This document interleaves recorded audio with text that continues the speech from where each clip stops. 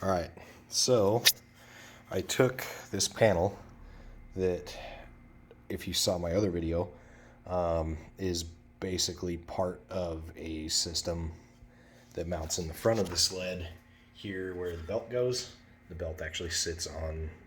these two holes and they're riveted in place, and then there's another rivet here and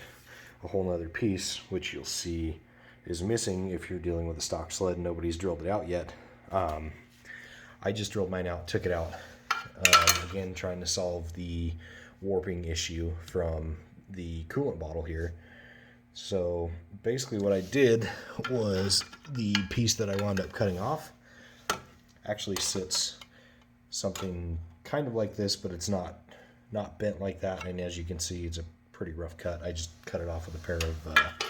sheet metal scissors and put it on in there.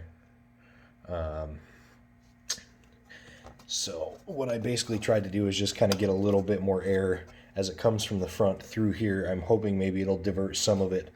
through the exhaust out this hole, and then I think eventually I'm going to try to get a vent kit or build one out of some Kydex and some frog skin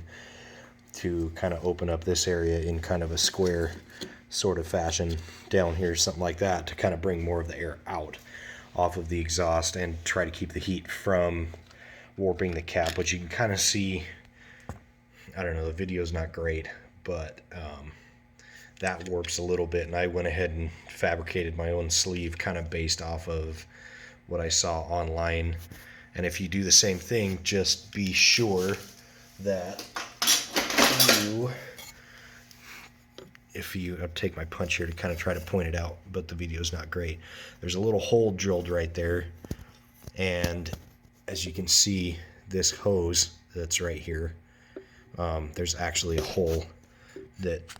vents through that, and you want to make sure that you keep that flowing if you can. And I went ahead and did that, got that hole drilled in that little ring, and I wound up driving it in with a 15/16 socket. I couldn't find my half-inch extension, so I wound up using a 3/8 extension and a 3/8 to half-inch adapter, and it fits perfectly in the lip of that, and drove that down into where it needs to sit. So hopefully next ride it'll keep it a little bit cooler, because the sled has never had an overheating issue. What it has had is when I get hot and you're playing in the powder or going down a little bit slower, more technical terrain where you're not flying down the trail at 25-30 miles an hour, and it's not bringing enough air in, and you get this whole